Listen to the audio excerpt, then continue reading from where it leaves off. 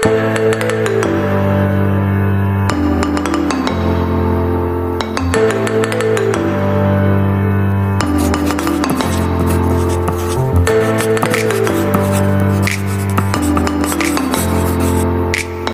terima kasih atas kesempatannya. Kami dari kelompok 3 akan mempresentasikan mengenai laporan PPO dari produk kami sendiri, yaitu Tote Bag atau Tote Recycle Bag. Adapun anggotanya sendiri, yaitu Valentina Samosir, saya sendiri dengan NIM 210, Dinda Maya Pramesti dengan NIM 006, Diana Ardika Humaida dengan NIM 053, Noval Fadil dengan NIM 454, Alvin Sukawati dengan NIM 809. Plastik merupakan salah satu bahan yang terdapat di hampir setiap barang. Penelitian telah menunjukkan bahwa penggunaan plastik yang tidak perlu dapat menyebabkan kanker dan merusak jaringan manusia, menyebabkan berbagai masalah kesehatan atau disebut dengan karsinogenesis.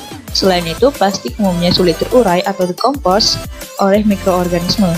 Sampah plastik mampu bertahan hingga bertahun-tahun lamanya sehingga dapat mencemari lingkungan. Salah satu langkah yang dapat dilakukan untuk mengurai sampah plastik adalah dengan dibakar. Akan tetapi, hal ini tidak bijaksana karena akan mencemari udara dan menghasilkan gas yang mengganggu pernapasan manusia. Asosiasi Industri Plastik Indonesia atau INAPLAS dan Badan Pusat Statistik atau BPS menginformasikan bahwa sampah Indonesia mencapai 66 juta ton per tahun dan 30,2 juta ton sampah plastik dibuang ke laut. Nah, maka dari itu kami memanfaatkan sampah plastik untuk menjadikan barang yang memiliki gunaan lebih dan memiliki estetika. Kami mengelola limbah atau sampah plastik dari sebuah tas. Memilih produk fashion seperti tas memang tidak mudah. Tak hanya kenyamanan, desain yang selalu mengikuti perkembangan zaman juga penting. Di sisi lain, kehadiran produk yang trendy ini dapat meningkatkan ketenaran dan citra pemakainya. Tote Bag adalah tote bag yang dibuat dari kemasan bekas seperti kopi, deterjen, dan sejenisnya. Ide usaha pembuatan produk Tote Bag ini bermula muncul karena melihat banyak model jenis tas atau tote bag yang berbagai variasi jika dilihat dari kain yang digunakan seperti kain kanvas, kulit, dan sebagainya. Sekian materi yang saya sampaikan, selanjutnya akan dijelaskan oleh rekan saya. Terima kasih. Baik, selanjutnya saya akan menjelaskan tentang logo dan kemasan produk Tote Bag. Logo Tote Bag yang kami buat mendominasi warna krim coklat yang melambangkan keandalan, keseriusan, dan mempunyai fondasi kuat dalam berwirausaha. Sedangkan kemasan yang kami buat adalah kemasan kardus. Hal ini juga yang menjadi salah satu pembeda dengan kompetitor produk serupa, di mana kompetitor ini menggunakan kemasan plastik, sedangkan kami menggunakan kemasan kardus yang terlihat semakin menarik dan bernilai jual lebih tinggi. Selanjutnya yaitu analisis SWOT. Yang pertama yaitu kekuatan atau strength. Bahan baku untuk pembuatan produk ini mudah didapatkan, kemudian produk dapat memberikan kesan yang indah untuk digunakan untuk menyimpan barang bawaan. Yang kedua yaitu kelemahan atau weakness. Yang pertama yaitu mudah terbakar dan banyaknya produk yang serupa. Yang ketiga yaitu peluang atau opportunity, yaitu mengatasi masalah limbah kemasan dengan mendaur ulang. Kemudian produk ini juga dapat memberikan manfaat seperti nilai guna dan memberikan kesan kreatif dan unik. Kemudian menarik minat masyarakat untuk mulai menggunakan produk hasil daur ulang. Yang keempat yaitu ancaman atau threat. Adanya produk yang serupa ini juga menjadi ancaman bagi produk kami. Bahan yang mudah didapatkan sehingga produk juga mudah ditiru. Keunggulan Tote Bag yang pertama yaitu mengurangi sampah kemasan yang selama ini banyak memberikan dampak negatif pada lingkungan seperti menimbulkan banjir. Yang kedua yaitu mencegah pencemaran lingkungan karena bahan baku terbuat dari plastik sehingga yang tadinya sampah itu sulit diuraikan dapat menjadi produk yang bermanfaat. Yang ketiga yaitu tahan basah karena terbuat dari plastik. Selain itu produk kami juga dilapisi kain sehingga tidak terlalu tipis. Kemudian yang keempat yaitu mudah digunakan dalam kehidupan sehari-hari. Dan yang kelima yaitu bisa digunakan untuk bergaya karena dilengkapi dengan gift berupa gantungan kunci yang trendy. Dan yang terakhir yaitu jahitan kuat dan tahan lama. Selanjutnya saya akan menjelaskan tentang teknik pemasaran. Untuk teknik pemasaran sendiri ada beberapa komponen. Yang pertama yaitu produk, yang kedua price, kemudian ada place, dan yang terakhir ada promotion. Untuk produk sendiri, produk kami menggunakan bahan dasar limbah plastik yang mana dapat berguna untuk lingkungan dan mempunyai daya guna untuk masyarakat dan yang lainnya. Kemudian untuk price, Untuk produk kami jual dengan harga 25.000 yang mana termasuk harga yang masih sangat terjangkau untuk semua golongan dan semua kalangan. Selanjutnya untuk place, untuk pemasarannya kami memasarkan produknya di sekitar Sidoarjo, Surabaya dan sekitarnya. Lalu untuk promotion kami menggunakan media Instagram maupun WhatsApp untuk mempromosikan. Selanjutnya merupakan desain feeds dari Instagram kami. Untuk username-nya @reebag_official. Di situ sudah kami post beberapa postingan, diantaranya poster dan berbagai postingan yang lainnya. Lalu di situ nanti kita akan melakukan promosi dan penjualan dari produk yang kita buat. Selanjutnya strategi STP. Yang pertama ada segmentasi. Segmen produk Reebag merupakan pengelompokan masyarakat yang ingin mencoba menggunakan tote Reebag yang berbahan baku plastik daur ulang untuk kebutuhan sehari-hari. Produk ini ditujukan untuk seluruh masyarakat dengan range umur bervariasi dari muda, remaja sampai tua. Untuk segmentasi produk yang kita miliki yaitu bisa dipakai untuk semua golongan, baik kaum yang masih muda maupun ibu-ibu UMKM, lalu sampai generasi yang sudah tua. Karena produk kita ini sangat bermanfaat baik untuk menyimpan barang-barang bawaan ataupun yang lain sebagainya. Selanjutnya ada targeting. Untuk target yang kami tuju adalah semua kalangan masyarakat karena produk ini dapat digunakan dan dimanfaatkan oleh segala jenis rentang usia. Untuk targeting sendiri kami mengutamakan untuk ibu-ibu UMKM yang mana biasanya sangat menyukai produk-produk daur ulang yang mereka gunakan, dan untuk mendukung serta menunjang UMKM yang lainnya. Selanjutnya ada positioning. Untuk positioning merupakan kesan yang ingin diberikan oleh produk Reebag dengan keunggulan 100% handmade dan pemanfaatan limbah plastik untuk mengurangi pencemaran lingkungan serta menambah nilai ekonomis dari kemasan plastik. Untuk positioning sendiri kami menggunakan plastik daur ulang yang mana akan bermanfaat untuk lingkungan, di mana kita akan mengurangi limbah-limbah plastik yang ada di sekitar kita, serta kita akan menghasilkan produk yang memiliki daya jual dan memiliki produk yang memiliki manfaat lebih. Baik, terima kasih atas kesempatannya. Di sini saya akan menjelaskan tentang business model canvas. Business model canvas dari Reebag sendiri, yang pertama ada customer segment. Di customer segment ini kita segmentasinya untuk seluruh masyarakat. Terus dari segi gendernya bisa pria dan wanita. Terus dari rentang umur kita menyasar ke seluruh umur, dimulai dari remaja tentunya, bahkan jika memang berminat dari SD pun bisa gitu. Sekian dari saya, selanjutnya akan dijelaskan oleh rekan saya. Terima kasih. Baik, terima kasih atas kesempatannya. Di sini saya akan menunjukkan presentasi dan membahas mengenai value proposition dari produk kami, yaitu yang pertama tote bag kekinian yang terbuat dari limbah plastik, tote bag yang terdiri dari berbagai jenis ukuran, menerima pesan antar alamat sekitar Surabaya, simple, fashionable, dan unik, dan juga merupakan sebuah inovasi untuk mengurangi limbah plastik dan menolak global warming. Selanjutnya akan dilanjutkan oleh rekan saya. Baik, terima kasih atas kesempatannya. Di sini saya akan menjelaskan terkait untuk yang poin ketiga yaitu channel, dan juga poin keempat yaitu customer relationship.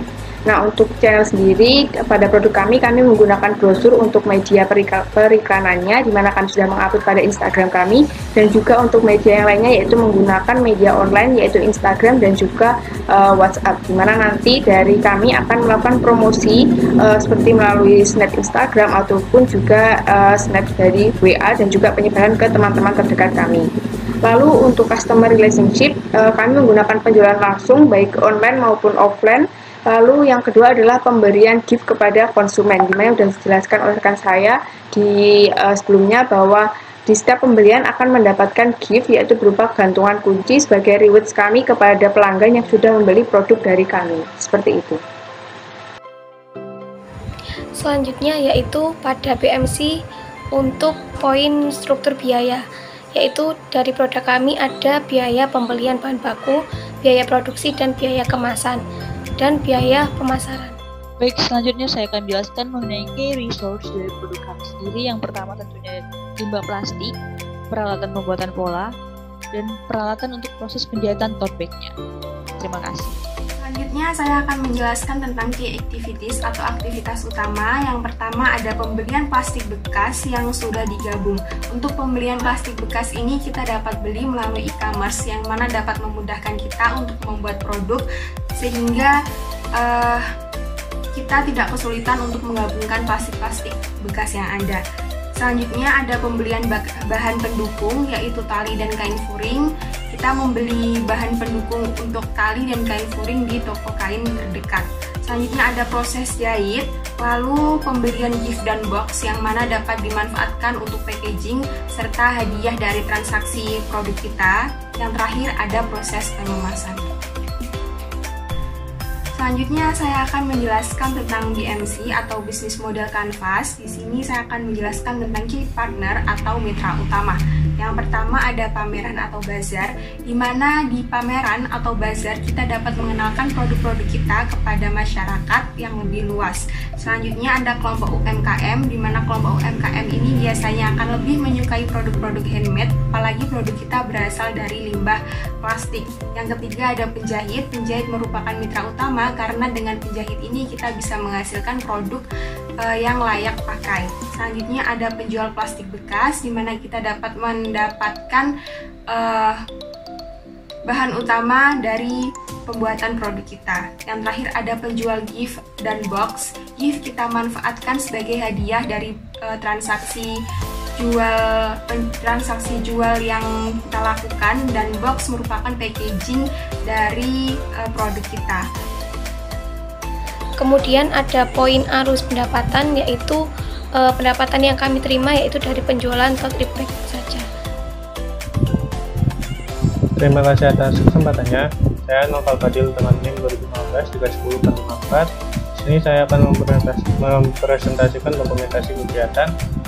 Yang pertama ini ada bahan-bahannya seperti kain kanvas atau kain pelapis lainnya yang sejenis dengan kanvas. Terus habis itu ada bahan dasar utamanya yaitu dari plastik yang sudah disatukan dengan cara dijahit. Begitu ada tali pegangan. Terus di samping ini ada produk jadi dari kita yang sudah diberikan hiasan juga supaya lebih menarik pelanggan. Terima kasih.